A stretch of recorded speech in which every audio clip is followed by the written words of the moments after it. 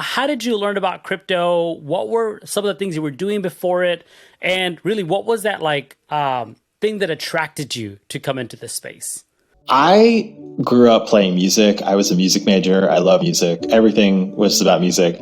I thought tech was just for nerds. It was like the last thing on the planet I wanted to do. At the same time, when I was growing up, I came across Napster. I don't know if you remember. And Napster was this really, like, it changed the world today. So anyone who's younger may just already benefit from being able to go online, the internet, TikTok, Instagram, whatever, YouTube, and listen to any song you want. Before that, just like over a decade and a half ago, right? Like not that long ago, the only way to get music was to go to a record store. And, you know, as like a teenager, I would go and it would be so much money. Like that was like 2 weeks of allowance. And you just have like one album at a time. So the moment for me, as just someone who loves music and who loves being in bands, to see this technology come along, Napster, all of a sudden, with Napster, what they did, the key innovation that really changed the world, was allowing me to connect directly to you or any one person and swap music, right? But I grew up on a little farm in Ohio, and I first started thinking about data ownership when I was a kid. When I was in school, that was around when peer-to-peer file sharing first popped off, and my father's an intellectual property attorney. And so in order to explore tools like Napster and LimeWire and BearShare, I had to make a presentation to my parents about the Fair Use Statute and why my proposed usage of these tools, these file sharing tools, constituted an educational, non-commercial use case. I grew up in Massachusetts, went to school on the East Coast, worked in Boston for a few years, and then moved to Silicon Valley in 2013 and was looking to work in tech, something that I had kind of always wanted to do. And the first year I was working at a SaaS company and read the Bitcoin white paper and ultimately got really excited about Bitcoin and the potential for cryptocurrencies as a new computing platform, right? I learned about crypto for the first time in 2016. You know, I started reading up about Bitcoin, didn't know that Ethereum was a thing, and I got to the point where I was just having so much fun thinking about what a peer-to-peer money technology could look like that I used to have just diagrams and paper just like pinned up on my wall, and I would just like think about this stuff nonstop. So before this, I was a high school teacher, an English teacher living in Myanmar. And for the last 10 years or so, I've been doing not that role exactly, but international teaching roles. I lived in South Korea before Myanmar, and now located in Costa Rica with my partner. I've always sort of wanted to try these kind of new things, different things.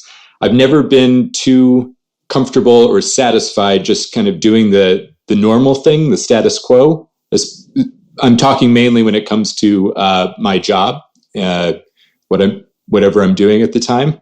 My first job was, I went to school for creative writing. I ended up graduating and working as an accountant in a large U.S. bank. Totally not my background at all, but it was an interesting year to learn about that world. It was actually in 2008.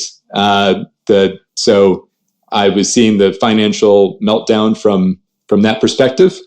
I decided it just wasn't for me. And so I quit that job. And for a while, I was a kind of a semi-professional online poker player. And during that time, I was sort of planning what my next phase would be. I think I knew right away, like, I wasn't going to be a committed professional poker player and go down that route. I think I've always been attracted to crypto. I was my early career, and not even career. I was in school. I was trying to earn money online, and I had hard times receiving that because you need to have a passport to get in like a financial account somewhere. And I was struggling through all the services, okay, this one allows me to create an account without a passport. I don't do not more than $100 on that and all that stuff. And then when I finally learned about crypto, that was very early in my life, in second year of university. But I was in college at the time. Life got in the way, kind of dropped off my radar up until sort of late 2017, right before the ICO bull market. And I had a friend who was doing some sort of freelance work in the crypto space over the summer and was sort of disillusioned with school and kind of wanted to turn his sort of part-time gig into a full-time company. Another one of my friends was a high school dropout and he was running a company. And so we kind of put our heads together, and I thought it would be like a fun way to sort of pass the time while I, finished up college. Crypto was the next big wave in technology. And I think it was a little early on that, and arguably it's still pretty early for crypto. But Coinbase ended up being the kind of like right place at the right time, at least within the crypto ecosystem. And I was there for a total of 5 years. And then in 2019, left, took some time off. And while I was off, reconnected with an ex-Coinbase colleague of mine, Varun Srinivasan, and we started working on some new potential ideas for a new project. So we could swap music over the internet the same way we might just share files, right? Swap, right? We don't have to go through the middle person. And that's called peer-to-peer or P2P, right? So this idea of you and me, we don't need a middle person, right? That blew my mind. And as a musician, just seeing all the possibilities for, as a creator, how I could directly communicate with my fans or like potential fans and learn about new bands was like eye-opening. So I immediately switched my study path. I ended up doing my master's in something called new media. My study was distributed system culture. So what that means is like the culture of people in P2P networks. So what do P2P networks do to society? How does BitTorrent change music? And during that study, right around the time, that's when the Bitcoin white paper was released. And so when I saw Bitcoin and I was studying P2P networks, I thought, okay, if Napster is P2P, person-to-person music sharing, I get it. Like Bitcoin is person-to-person money. Okay, right? So a few years later, when I was an undergrad, I continued to be fascinated by the legal wrappers that we could use to make data more free. So beyond the fair use statute, learning about things like Creative Commons licenses and MIT licenses to extend the shareability and composability of our ideas. I had the absolute best professor in the universe of all time, a woman named Elizabeth Stark, who introduced me to the free and open source software community, to entrepreneurship, and perhaps most crucially, the idea of censorship-resistant networks. So when I was in school, it was around that time as well that the Arab Spring was happening. And I remember that I believe it was the Tunisian government all but turned off access to the internet. And we saw peer-to-peer technologies emerging in different ways, messaging apps like FireChat that could use Bluetooth to pass signals from one device to another, hopping from phone to phone to approximate a mesh network when no larger network was available. And so the idea that human resilience and human coordination can supersede even authoritarian states and the downfall of nations, that is a really inspiring idea for me. And I read the Bitcoin white paper. It was, okay, that's a digital cash, cross-border, and doesn't depend on any institution. I was, wow, that is great. And I'm an engineer by my background, and that felt especially good that now we could just engineer the financial system rather than rely on a bank, on some institutions that are run by people. So it was appealing to that part of my personality, when something is just autonomous and created by engineers, by people like me, not by people like that wear suits. I started volunteering. I was teaching at a English as a second language center, and through there discovered the opportunity to teach abroad. And shortly after that, I was on a plane to South Korea, and that started my international teaching career. So I guess just all this to say, like, something like crypto, I think really drew me in immediately, just seeing it as this kind of a frontier, a new frontier, similar in a way to online poker was at the time, or international teaching, something maybe that was a little less explored than other areas. And so because it's less explored, presents these very unique and fun interesting opportunities. So I think that's what drew me both to crypto, like philosophically and sort of as a personality wise, and then kind of led me into this DAO and crypto space. It was around the same time that I was doing my undergraduate thesis work and exploring the expression of identity across different digital platforms and persistent environments. So understanding how we show up differently on Twitter, on Facebook, on chat roulette, even in World of Warcraft. So I spent a lot of time thinking about the selective disclosure that we do as humans, deciding what parts of ourselves to share where. And it was around that time that I really started to understand the fact that there's an entire internet sort of data market happening about us without us.